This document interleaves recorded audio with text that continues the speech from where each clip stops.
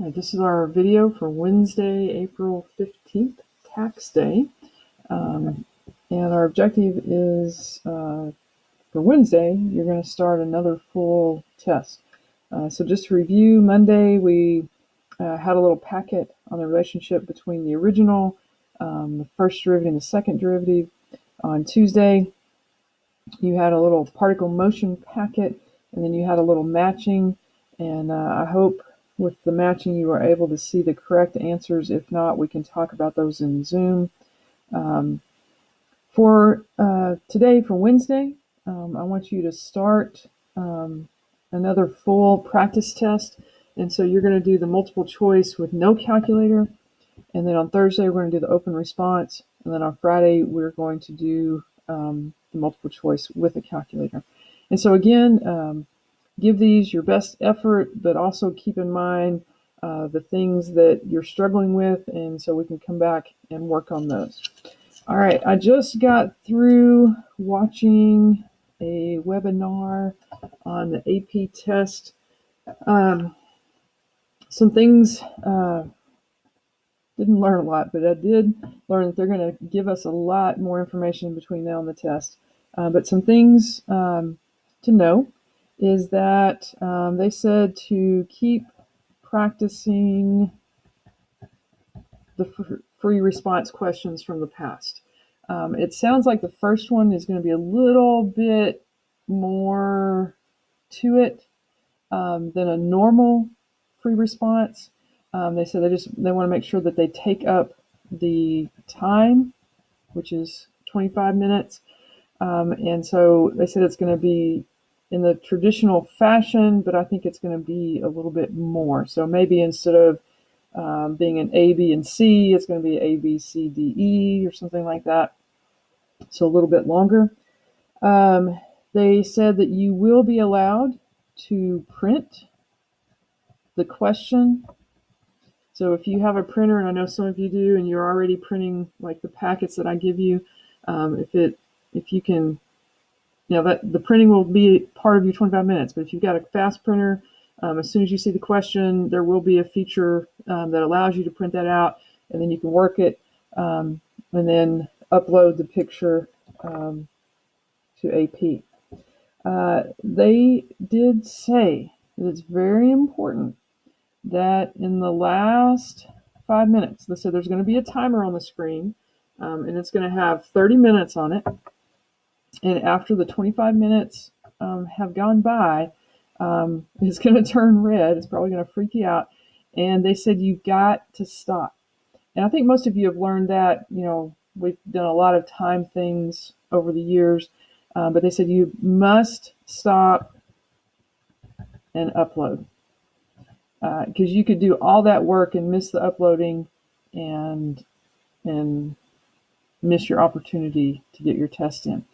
They also said that if you have a slow upload, so to speak, the most important thing is that you upload, and if it's still in the background working to upload, as long as you have pushed that button to send it, you will be able to go on to the next question. It will open up for you even while it's still sending, so you don't have to sit there and wait on slow internet to get it uploaded.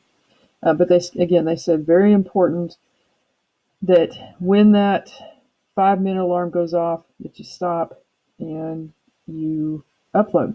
And along those same lines, this was interesting, and this is true, and I'll talk more about this in a minute.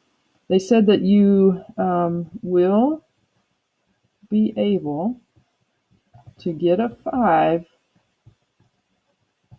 without finishing the questions.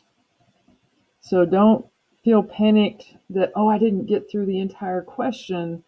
I'm like, there's no hope of me qualifying. And I've tried to talk to you about that, and I had intended to do that a lot more, that very, very rarely does anybody get 9 out of 9. And so it's very common for you to miss things on the open response. And again, there may be an A, B, C, D, E, and you may get A, C, and E and not be able to do the other two, but that what you've done is right and should be enough. And I hope you kind of saw that with the open response from the 2008, and then you should see it again on the open response that you're going to have this week. So again, it's not about being 100% perfect on every piece of it. It's about what pieces can I get and do those first, and then go back to the ones that I was unsure of. So kind of think about that as you're doing the open response on Thursday. Read through it, and a lot of times they're connected, and sometimes they're not connected at all. And I think you saw that and have seen that in the past. You can do A, you can do B, maybe you can't do C, and then you can do D, but don't just give up on the whole thing. You definitely should be able to do pieces of it. And on Monday, again, I want you to be sure and do the multiple choice, do the open response, and then the multiple choice. And on Monday, I would really, really like for as many people that can to Zoom because I want us to analyze the work that you did. And I want to talk about the grading of past AP Cal test.